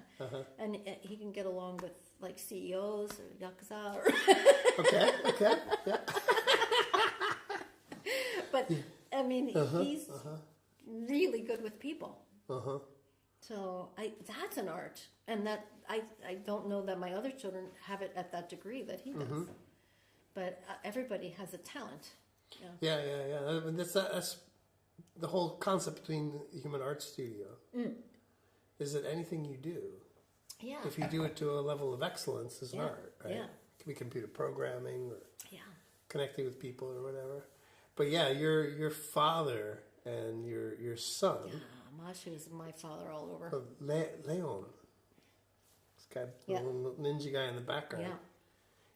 We went to Hokkaido, and we're in a sauna, and he's maybe 5 years old or 6 years old or something, and we meet this guy, and he starts talking to us and everything, and then Leon just like gets into the conversation, and we're talking to him, and he's not just like, he's 6 years old, right? And he's like, yeah, and he's like leaning into the guy, and he's like, so tell me more about this. And I was like, yeah, that's Grandpa. That's Grandpa. I do it too. But Leon was like, whoa. You're really good with people. Yeah, I got that from my dad. Thank you. Yeah, that's my dad. He's a people person. But just and that, also like a big vision person. That's me. I'm nothing with details. Like, please help me. Somebody help me with the details. I spent this week doing my receipts for my taxes to send to the accountant. I'm like, oh God, this is the worst week of the year. It wouldn't be if I didn't wait to do it all at once. Yeah, right? I can torture myself a little by little or all at once. But we always do, right? It's like you got to do this by this date, and you wait until the day before or whatever, right? And yeah, all the time, right? So Mashu's, he's been amazing at business. So he's a rugby agent now. Okay. And he also is a very successful YouTuber. Do you know the Knock on Terada YouTube? No. So that's a ex-rugby player who's very, very funny. And he does all kinds of stuff like lifting weights with people, like competition or boxing, or doing all kinds of stuff. And Mashu basically writes the scenario and produces it, and this guy acts it out. And they've got this partnership that's been going on for years, like a lot of sponsors. So he's actually making money as a YouTuber too. Wow. And he's been opening bars. So he opened this Muscle Girl bar in Osaka. Okay. And they like slap people. They pay money to get slapped. No shit. Oh, that's so Japan. I love it. And it's very successful. So he's opening like another bar soon. Crazy. So just to close it out, I guess we're getting on an hour and a half, right? We try to long talks. I just go. Once you because it's so interesting, It's right? so easy to talk to you. Right? But Leon does have a life and everything, and we try to keep it. The first one was just like we're just going 3 hours or whatever. I think I did a 4-hour one with Eric once. Yeah, I'll come back. Yeah, for sure. And you're gonna come back and sing. Yeah. And then you're gonna have when you sing, when you hear your voice here, you're gonna have a whole new vision. I'm gonna do it. I'm gonna do it in March. Okay. In March. Cool. Okay, we're here. But so long in Japan. Well, give me your bests and your worsts. I mean,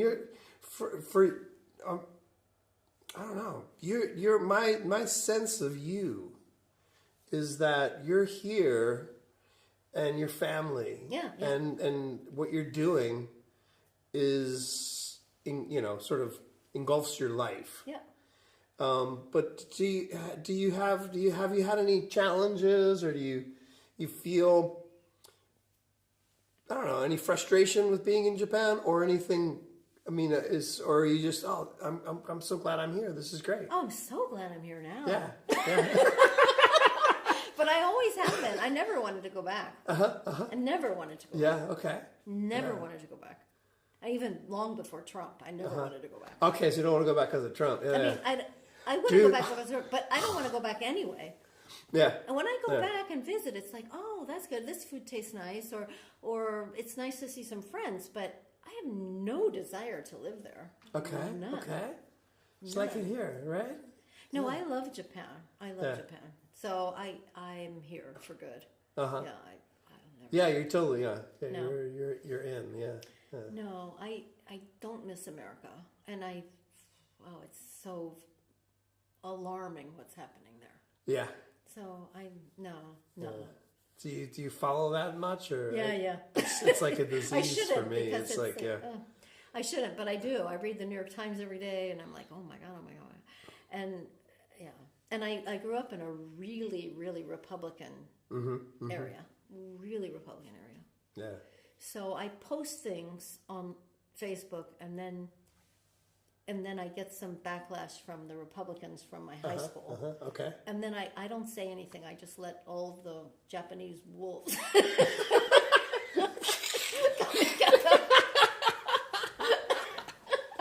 There's expats wolves. Like, what are you talking about? Jump on. It's like, I'm out of this one. Go ahead. Oh, well, my family's from Texas, right? My parents are from Texas. Oh my God. And when I was in college, we went to Texas, and we were visiting family, and my older sister takes me aside, and she says, Jeff, there are 5 Democrats in Texas, and none of them are in this house. I was like, okay.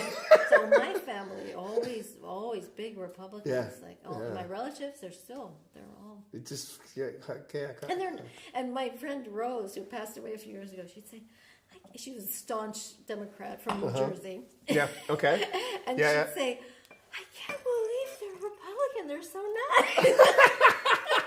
Some of my best friends are Republicans. Yeah. They're so nice. Well, I would actually welcome back Republicans. Yeah, if they were actually reasonable. were Republicans again. Yeah, but I think it's kind of. I don't mind conservative ideas. Yeah. Just I think they've this whole thing, this cult. Yeah, it's kind of freaky. Yeah. But yeah, I do most every day. You would never go back, right? I don't know if I can go back, right? I mean, just thinking about healthcare. Have you been banned? What? Have you been banned? Last time I went, I was worried that I was going to be stopped at the border, right? You wonder, if they're going to take your phone, or they're going to look. Right? If they look at mine, they're going to eyeful. They're gonna, right? Yeah, I mean, well, I went to LA recently, and they don't even. Just like it was really weird. I don't know how I got in, but it was just like they've got all the facial recognition and everything. Yeah. Didn't really talk to anybody. They didn't ask me quite. Yeah. Oh, but you're a citizen, so it should be okay. Yeah. Should be okay. But when I scary. came in, flew into Boston. I went twice last year. It's expensive. I flew into Boston, and as I was exiting the plane, there was some Spanish-speaking woman. I don't know from where, and she was stopped immediately. Really? I'm like, fuckers. I think if I were living in the States, I would probably be in jail right now because I would be so aggressively. Because it just makes me so angry. I really applaud the people in Minnesota. They've been amazing for coming out and helping their neighbors. Yeah, really incredible. Crazy times. Yeah. Just need to keep on moving forward, right? Yeah. There will be an end to this, right? I don't know. We'll see. It's scary, yeah. I mean, it's like, are we seeing the demise of our country? I think maybe. Yeah, it's possible. Maybe. It's possible, yeah. It seems like it. So it's tough. But I have to go back in August, which I'm for my mother's memorial service. So we'll see. But it's so crazy. The yen and the dollar. Yeah. Economy is 40 baht. August. Oh, really? The economy. Really? That's insane. Yeah. Because recently it was just like Yeah. Nanamon or something, right? Yeah. Uh-huh. So, and then everything's so expensive, and then you just add, another third to You everything. used to be able to play that for business class, right? Yeah. I could have gone business for that not long ago. Yeah. Crazy. Okay, so we'll end it with this. Well, I don't know if we end it with this. We'll do two things. Two things, and then we'll try to get our hour and a half thing. Let me say. Yeah. If anybody, did I put it here? If anybody would like to get this set for a little one, I recommend for kids 2 or 1 even to 6. I'll give you the Get up there special. again. We just got the camera I'll going. give you the special friends and family price. Friends and family discount. So go send in. And then everyone that has bought this now speaks fluently, and With perfect. and 70% of them are actually going to Harvard. Exactly. Yeah. Thanks to this. Yeah, But this it's is very it. fun. The kids really like This it. is great. So if you also if you teach kids, And this is something you can do just at home and just go through home it. you Yeah. can, yeah. Is this something that a teacher could buy and like do a course Teacher- with? Yeah, and there's extra worksheets for some of the books, and there's a teacher's manual, parent's manual, how to use it, how to level up, how to do activities. Awesome. Yeah, And they're going like hotcakes, right? yeah. I just sold a bunch at the last event last Awesome. weekend. Awesome. Okay. Cool. And if you buy this, then we get another one. Yeah. If you buy this, also I'll give you this one free. There you go. Wow. I feel like, what is that? What is it, television shopping or whatever? Not only this, but this. Not only this. And what would you expect to pay for all this? But wait, there's still more. You get English is easy. That one That'll be there. a bonus, and you get the castanet. I didn't bring that over here. Oh, you get the castanet too. Yeah. That is cool. So yeah. Kind of working. If anybody wants it, Yeah. let me know. Please let us know. Yeah. And your English Garden site is up, or you do the EnglishGarden.co. Yeah, okay, EnglishGarden.co. You can buy it there. You can buy it there. Or but you it can won't send be us the a message. discount. You can Just send us a message. and we'll work it Yeah. out. Cool. Yeah, this Yeah. is amazing. I'm very proud to be a part of this. Yeah. Oh, Little part of I it. actually am so proud of this. This is amazing. It's really good to see something. Mm-hmm. I mean, you must see it here. It's really good to see something physical that Mm-hmm. had been in your head for so long. Mm. It's like you realized it. You actually did it. Yeah. You Yeah. actually did it. Yeah. So that's why I felt like vindicated for Sanjiro when he won World. Yeah, it's like, okay. I did that. Like I did it. birthed this guy. No, I mean for him, for that he got the highest level at that of World. Yeah, a lot of pride, right? Yeah. So, because he worked for it hard. Yeah. And you worked for this hard. Yeah. Lots of labor. Yeah. So what was your favorite piece of art? You got. Oh, I actually, of course, I know Herman, but these are so interesting. They're just- mixed media kind of thing in there. Yeah, the new yeah. I New think, style? well, the new stuff is the sort of spray paint stuff here. Oh, but But I those- like the ones the above Buddha that? with the Yeah. like the A little piece of wood. yeah, And, yeah. It's interesting. That's cool. He's also a Renaissance man. Oh my God. The photography. Have you and seen the his wine singing talk? and I haven't yet. I want to Check watch it out. Yeah. He's a really interesting guy. Yeah. I've known him a long time too. Yeah. We actually I met. sang backup on something. Yes.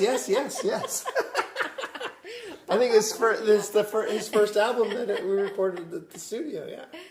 Yeah, we did 3 or 4 there. But he keeps like getting it out there. He does, Like, right? yeah. This is his I stuff. keep a lot of stuff in my head. I mean, it'd be more like Herman. Yeah, Get it out there. he impresses me. Yeah. And at the same time, he's going to school and getting like PhDs and really? shit. He is. Yeah. Oh yeah. I don't know how many degrees he has, but he's doing that and also doing Oh my gosh. the art and also doing music, making CDs, just like and teaching full time. You know. Eating vegan. And eating, well, not completely vegan. He does occasionally eat fish, right? But yeah, like vegetarian, yeah. And yeah, All right, but maybe that's why you can do it. Oh, maybe. Maybe us meat eaters. I've been eating a lot of meat. Yeah. And I did this special diet last summer, and I've been pretty much living on it. Yeah. It's called Wild Fit. Wild Fit. Wild Fit. And it's a metabolic reset. It's really interesting program with lots of interesting content. Anthropological evolution diet. Yeah. And it's like what are we built to eat? And it's meat. Yeah. I like meat. Meat and vegetables. Yeah. So that's what I've basically been eating. And it was great for me. You have to eliminate a lot of things. So now I'm kind of flexible about it, like not eating bread or like not eating cheese. But right now, like you can have like break periods from it. Yeah. But I dropped like 10 pounds, like 5 kilos, which Sanshiro, like I always like admire him. Like he beefs up to like 95 before a match, but he has to be under 90. You must weigh in under 90 for the match. You have to weigh in, and he drops 5 kilos regularly, like 5-6 kilos regularly, like for these matches. And I said, oh my God, I've like been trying to drop 5 kilos for 5 years. And he's like, but I exert so much. If I don't eat as much as I eat, then it's going to go, Yeah. So it's like natural for him. But Yeah, you just have to cut down on the input. cut down on the input a little bit for a couple of weeks, 2 weeks, 3 weeks, and then it's gone. And so I sometimes say, are you in a weight gaining, weight losing when I'm making his food? So I send low-fat meat or different things depending on it. Yeah. But yeah, I've been eating. I didn't eat beef for many years, like 13, 14 years. I didn't eat beef when I was maybe 20, around 20. And I've been eating in this diet. He really recommends beef. So I found at one of the good kasumis, I found Tasmanian beef, grass-fed steak. They've got some pretty good stuff, right? Yeah. Gosh, it's good. And there's some at the I think Eon or whatever there's that. Yeah, they actually have farms in Tasmania. Grass-fed yeah. beef, and it's so tasty. Yeah. So I do that once or twice a week. Do you know Big House? No. Big House is right over here in Midorino, and they have. You can get other places too, but Hitachi beef. Oh, right. Right, and you get the rarer one, not the really like the white and with all the shimofuri or whatever. Yeah. The rare one is like rump roast or whatever. Oh my God. I'm It's really so good. into beef now. So good. And I like denied myself that for years. I'm like, oh my God, this is so good. But amazingly, you can eat beef and green vegetables if you don't eat the other stuff with it and lose weight. Yeah. Which is like amazes me. Yeah. It like tricks your body into thinking, oh, we're going to Just cutting down on bread and rice. Yeah. Just does I was eating brown rice 2 or 3 times a day. So that's got to go. Well, I would do it. I lost like 7 kilos last month. Yeah, good for you. Right? But did do the chichari. And then I just kind of don't go to the convenience stores. I don't get the fried chicken. Yeah. Fewer sandwiches and stuff. Yeah. And it just goes. It just goes. Yeah. Like it slows down your digestion, that stuff. So it's good, yeah. So I give myself breaks. So I'm going to go to Australia and eat whatever I want. But then when I'm home, I tend to eat like a steak and a salad. Which is nice. Yeah. That's my, I feel so happy after I have a steak. It's so rewarding. It's like, it makes you so happy. I'll drink to that. Of course, you're not probably going to have the wine with it, but this is gonna put 3 or 4 kilos back on, right? This is really good wine, isn't it? This is amazing. I thought that was really. This is really good so too, right? expensive, which is nice. But Mashu lives by in Musashiko Sugi, and they have an Enoteca store. Yeah, like Enoteca. Wine heaven. Yeah. So we bought one of those bags, like surprise bags, right? And it was like one was like I don't know, like a 5-mung wine, but we didn't know what we're gonna get. So I got one, he got 2, but they weren't very good. And Enoteca, really, they're generally really good at Enoteca. Yeah, but I see some brands that I like. Yeah, in but there, you got I ordered. everybody's like everybody says, it's like how do you know? How do you know which one to buy? And it's like you have to buy it. You have to buy and drink You it. drink it, Yeah. and then you And know, then you right? say that, yeah. Do you label shop? Do you like buy a wine because it's got a cool Well, label or something? I like Rothschild. You like the simple stuff? Yeah, Rothschild. Rothschild is good. Yeah. But I don't like their Mudankade. It's too heavy. But that's their cheaper wine, actually. Yeah. Yeah, there's some good wine out here. But he deliberately, I just read this from Enoteca, that Mudankade, the Rothschild, he wanted to make a cheaper label, but he didn't want to compromise his brand. Yeah. So he made a different label for that, Mudankade. Okay. Yeah. Oh, interesting. Yeah. But still really good. I mean, it's not bad, but it's... And my friend, do you know Anya? Anya Hesselman. She's from the Netherlands. Actually, she and her husband, Nathan Kimpo, are staying at my house for a while. He was a scuba dive professor, retired, and she's from the Netherlands. And when he retired, they moved back to the Netherlands, but they wanted kind of a home base in Tsukuba. Yeah. So they're staying with me for a while. Oh, cool. But she said, I don't know if this is true, she said that the Chinese are buying a lot of vineyards in France, and now the alcohol content is higher. But I don't know. I don't know that story. I want to find out more about it. That's interesting. She's looking at the wine content of it, and she's like, oh, this is really high. And Mudankade, the wine content is really high, but I don't think China has anything to do with that. But what? Okay. Well, the Chinese like their alcohol. Yeah. I don't know. Oh man, there's Chinese alcohol is crazy though. I mean, I flew China Air. Maybe it was China Air one time. I was doing these camps in Guangzhou, and I flew China Air one time, and I said, "Oh my God, is this wine fine?" Oh no, you don't want to drink wine in China. Oh no, my no, God! no. And then one time I went to a village, and it had like a beautiful label, and I bought it, and it was like, the label was right. The insides were Beautifully copied. Yeah, they have something called gaoliangzhou. It's called. I think it's like made from sorghum, and it's like 45% alcohol or something, and they just like do shots of it, and yeah, just insane.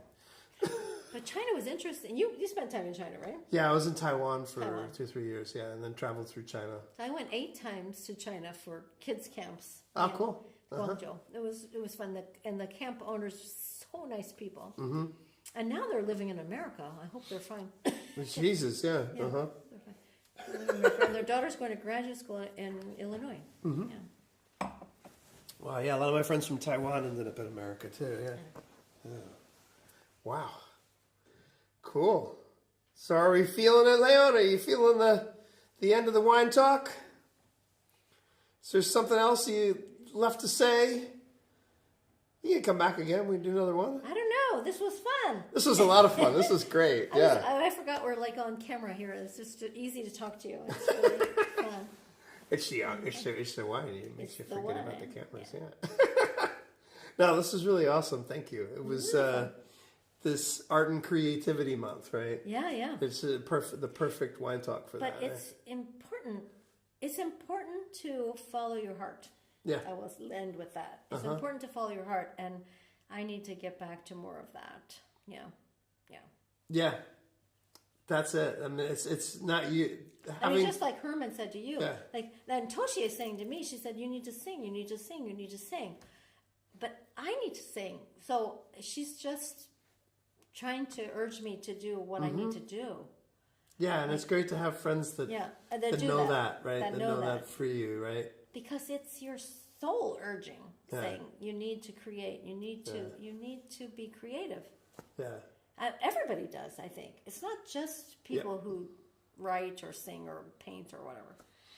Everybody needs to be creative. I think that the more, because I used to be, I was very, I don't know what the word is. I was snobbish about creativity. I'm the creative one. Yeah, right? yeah. I can just like come up with stuff, you know, Yeah. stuff in my head, and just like get a guitar, Yeah. write a song. But everyone, every day in their Everybody. lives is being creative in some way, shape, or form. And I wonder if a lot of people are stifled in their creativity, For sure. but from their environment. For sure. And I think the big thing about creativity requires courage. It does. And it requires does. Stepping out of your comfort zone. Right. And it requires you to be able to be okay to fail. Yeah, yeah. You know, Well, like I don't know if he's a which good is example scary. of what Woody Allen Yeah. said failure is like 99% of it or something, right? Yeah, I mean, it's like You gotta be comfortable with failure because It's- otherwise you won't learn anything. You won't achieve anything. right. It's scary as shit because whatever you create, it's you, Yeah, are they gonna like it? And singing is like standing naked in front of everybody. right? Right. No, singing a recital is like horror to me. It's like put me in a musical theater. I'm a character. I can have a wig. I can have a costume. I can do something. I'm not me. But doing a recital in front of everybody, it's like, oh my God, it's just me and my voice. And do you like it? Do you not like it? Or like, it's tough. Yeah. Really tough, right? Yeah, but so important. Oh, it's like So important. It's so courageous to do it. And I think and the realization, I think that an important thing for just for people to understand is that we are, as human beings, I think we're innately creative, Yeah, absolutely. right? But we are stifled. Yeah. We are It's so overly worried self-aware. about what people think. Yeah. Anything you haven't done, you want to try? Anything I haven't done, I want to try. One of my friends put Great on question. one of my friends put on Facebook about performing at the Tokyo Improv Club, and I said, "Oh, I think I'd like to try that." Yeah. actually, I have a friend who Not wants me improv, to do the that in comedy Spanish. Club, comedy club. The My comedy friend club. wants me to do that in Spanish. En español. He wants me to be funny in español, right? But yeah, oh no, that I would love to do. I'm totally scared of. I'd like to do improv. I'd like to try stand up. It's stand up comedy, Tokyo Comedy Club. And a couple of my friends said they tried it, and one said he tried it and he wasn't very good at it, but he tried it again. And I'm like, that interests me. I don't know why, because it's terrifying. Yeah. Because like for me, I'm funny. Yeah, you're I'm actually really, funny. I'm I don't know. funny. If I'm actually funny as shit, but I don't know if I could stand up in front of people, like, because I'm situationally funny. yeah. You say something, I can say something funny about it. Yeah. But like to have like an act. So I And they're wrote like, this yeah. piece when I first. I thought maybe I could try this and just try it out. When I first got the job at Tsukuba University teaching English, I had this interview with this I forget his name, the very stiff shirt head of the department, you know. And he said, "Well, my dear, what have you published?" And I said, I haven't published. I've written a lot of things, and I write a lot of things for my students that I teach in my school, but I haven't published anything. He said, "Well, you know, in academia, it's publish or perish, right?" And then in my head I went, "Fuck you," and then no, in my head it said, That's good. In my head it said, "Kiss my ass," and then I wrote this essay called "Kiss My Ass," and then I wrote it like an academic paper. That it was "Kiss My Ass" in the David Sedaris way of, I don't know, something, the way I did the lingo of academia. Yeah. And then I wrote this whole essay about how to say "kiss my ass" in different areas of America. Okay. Because we say it differently, right? Yeah. In the South, you say, "Well, you should just kiss my backside," or whatever. And then, like in New York, you'd say, you know, "You kiss my ass in Times Square," or and it was like all these different ways, you know, to say "kiss." And that's my an expression of love in New York, right? So I wrote this whole like essay about it, but I think it's pretty funny actually. So I thought maybe I could could turn that into a stand-up thing. Like they only give you 5 minutes, so. Wow. We'll end with kiss my ass. Kiss my ass, yeah. Well, thank you so much. Thank you. Always a pleasure. Always fun. Totally. Yeah, it was great. And looking forward to having you back and singing. I'm gonna come and just do that. Just kind of sing, warm up the pipes. And for sure. Get it going. Yeah, we've got crystal bowls going tomorrow. I don't know. You can't make it, but I'm thinking, what time does it start? We're gonna have one. It was a performance at 1 and at 4. 1 and 4. And we're gonna record it as well. I'm thinking maybe I could stop a little bit on my way. I'm going to Kawasaki. Yeah. Okay. I was in Kawasaki just the other day. Yeah, it's the place. Happening. Musashi Kosugi is happening place. Yeah. Yeah, and then we've got the Japanese literature and English reading. That's Sunday. Yeah, Sunday. I'm bringing a few people. Following week. I'm going to bring Anya and Nathan. Oh, cool. Yeah, that's gonna be cool. It's gonna be really cool. And then the night before, we've got 7 DJs coming. Ooh. And we're gonna have a DJ dance party. Oh. Yeah.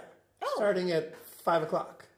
Oh, maybe we'll come to 5 that. o'clock. That's gonna be fun. Well, that sounds fun. There's a guy right around the corner here who found us. That's the 28th, the last day of February. I have to It's a go Saturday. to Hitachi, and I won't get back until, but maybe 5. I'll come back about 5.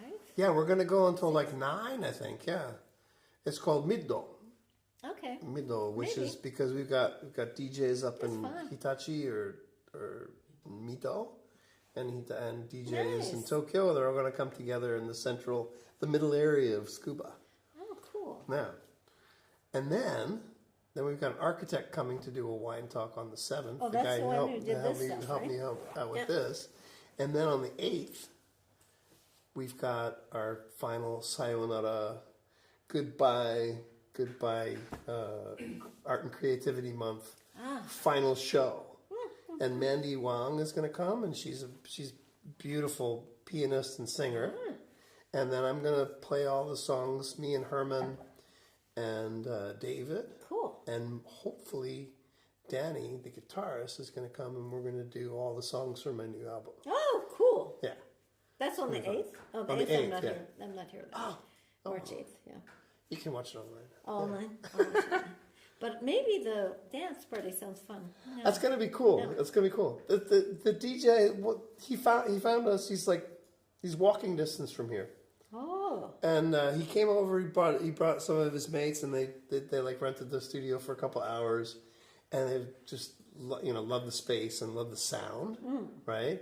And they're like, okay, let's bring our friends out, right? So Cool. yeah, so that should be really cool, actually. Great. Yeah. So even though you moved kind of more Inaka place, a lot of people still gather. Yeah. Yeah. It's good. Yeah, we're making it happen. Yeah, I'm just really psyched to do more and more recordings here because it just sounds so good. Yeah. Yeah, the So electricity good and space. everything. And I like it. This room it's like I bought a warehouse and then we soundproofed I know, it, but it's so great. the dimensions and everything. It's so nice space. It's so comfortable. The art is nice too, right? The art really adds to the whole thing. But And I love the art in here. It's like really... That's cool. It fits the space. It's like... It's, yeah, I don't want to take it home. They're going to take it away. yeah. Yeah. Really nice. Very cool. Okay, I think we've gone over an hour and a half. Okay. It's good though. Good. Thank you so Enjoyed much. it. Okay. Thank you. Are we ready to say our goodbyes, Leon? Okay. And where is our camera? Our camera is here. And thank you for watching. See you. And we'll see you guys tomorrow or the next day or It was sometime in the fun. future. Thanks. Yep. And look forward to Deborah singing here in the near future. Ish. Yay. Yeah. All right. Rock and roll. Cheers. Yay. Thank you. Goodbye. Sayonara. very fun. Sayonara. Sayonara. Oh, the music is on. Very fun. That was great. That was really cool. Oh, fun talking to you. Always fun talking to you. Always fun talking to you. And, that was really cool. That was really, really good. It's kind of perfect for the whole. Just give me something to believe. I don't know the reason I followed you here, just looking for something to believe.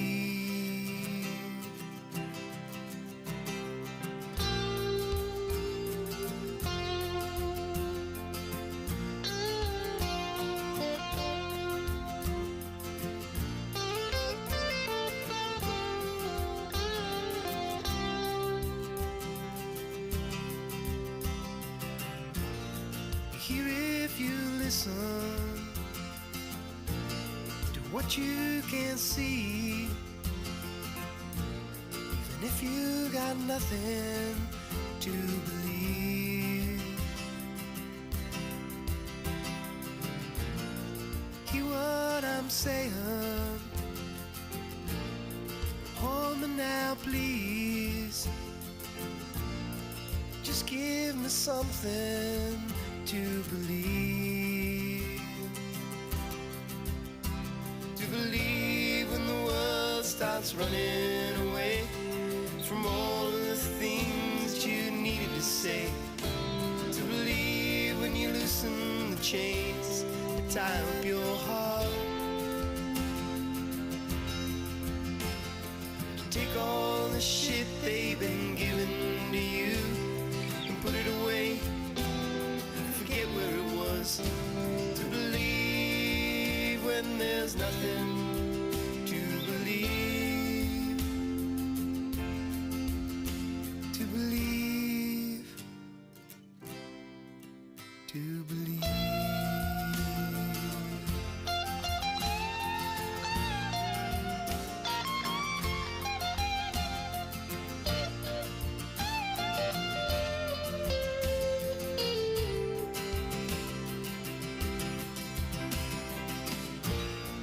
Raise up your head now.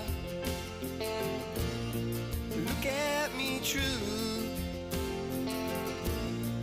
Give me just half of what I've been giving to you.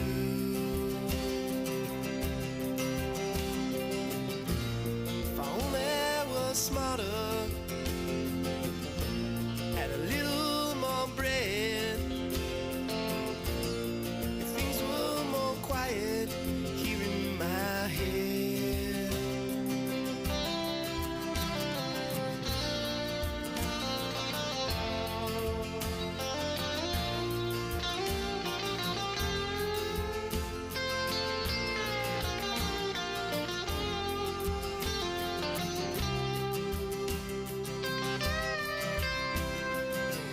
If you hadn't left me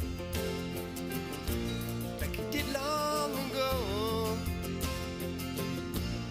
you wouldn't be sitting here all alone. You can think what you want to, but you can't make me grieve, 'cause you never had nothing for me to believe. To believe when the world starts running away from all of the things that I needed to say. To believe when you loosen the chains that tie up your heart.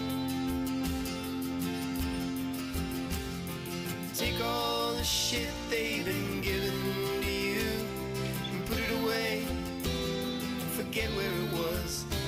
To believe when there's nothing